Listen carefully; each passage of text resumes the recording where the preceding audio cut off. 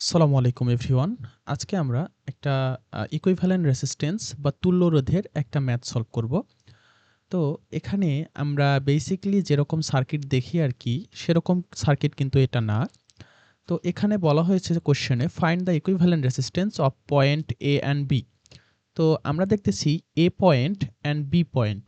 তো সেক্ষেত্রে আমরা কিন্তু ইজিলি কিন্তু আমরা বের করতে পারবো না যে কোনটা কার সাথে কি অবস্থায় আছে, কোন কম্বিনেশনে আছে, সমান্তরালে আছে নাকি শ্রেণীতে আছে, অর্থাৎ সিরিজ কম্বিনেশনে আছে নাকি প্যারালেল কম্বিনেশনে আছে, আমরা কিন্তু এটা বুঝতে পারছি না। তো যেহেতু আমাদের এখানে এই যে আমাদের একটা ওয়্যার আছে, যেমন এ, এই যে এর পরে যে ওয়্যারটা, এই যে এই ওয়্যারটা, এই যে এই ওয়্যারটা, এই ওয়্যারটাতে কোনো কিন্তু রেজিস্ট্যান্স নাই, হ্যাঁ? তো এরকম ক্ষেত্রে কোনো যদি রেজিস্ট্যান্স না থাকে, তাহলে এই যে শুরুতে যে পয়েন্ট, সেই পয়েন্টের যে আমাদের ভোল্ট, বা রেজিস্ট্যান্স, এখানে কোনো যদি রেজিস্ট্যান্স না থাকে ওই ওয়্যারের মধ্যে, তাহলে এই যে পয়েন্টটা এ, তাহলে এই পয়েন্টে যে টার্মিনাল পয়েন্ট মানে শেষ পয়েন্ট, এটাও হবে কিন্তু কি এ হবে, হ্যাঁ? যেহেতু আমাদের এই তারের মধ্যে কোনো কি নাই, রেজিস্ট্যান্স নাই, তাই আমাদের এটা পয়েন্ট এ হলে এই পয়েন্টটাও কি হবে, এ হবে। সিমিলারলি আমার এই পয়েন্টটা বলে দেয়া আছে বি। আবার দেখতেছি এই ওয়্যারের মাঝে আমাদের কোনো রেজিস্ট্যান্স নাই, তার মানে বলা যায় এই পয়েন্টটাও কিন্তু আমার হচ্ছে বি পয়েন্ট।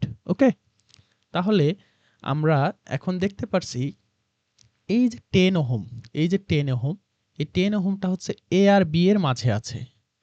আবার এই 10 ওহম, এটাও কিন্তু এ আর বি এর মাঝে আছে।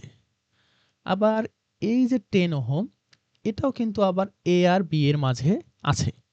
তাহলে আমরা যখন এই পয়েন্টগুলোর নাম দিয়ে দিলাম, তখন দেখলাম যে এ বি পয়েন্টের মাঝেই কিন্তু সবগুলো রেজিস্ট্যান্সই আছে। তো এইটাকে যদি আমরা একটা সিম্পলিফাই করে আমরা সার্কিট অঙ্কন করি, ড্র করি, তাহলে এরকম হচ্ছে সার্কিটটা আসলে।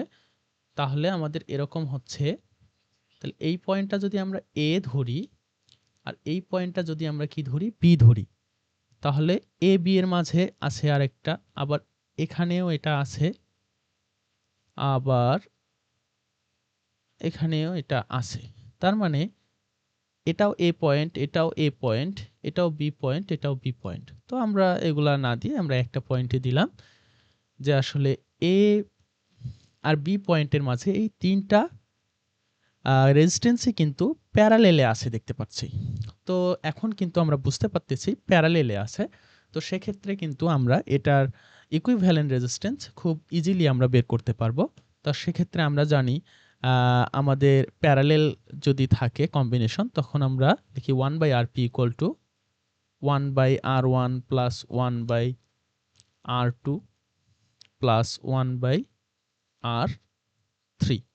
তো এখানে যদি আমরা ভ্যালুগুলা করে দেই, তাহলে 1/Rp, সবগুলা রেজিস্ট্যান্সে কিন্তু 10 দেয়া আছে, হ্যাঁ? তাহলে 1/10 প্লাস 1/10 প্লাস 1/10, তাহলে এখানে বোঝাই যাচ্ছে 3/10 হবে।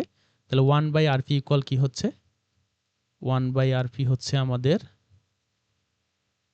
উপরে হচ্ছে 3, নিচে হচ্ছে 10।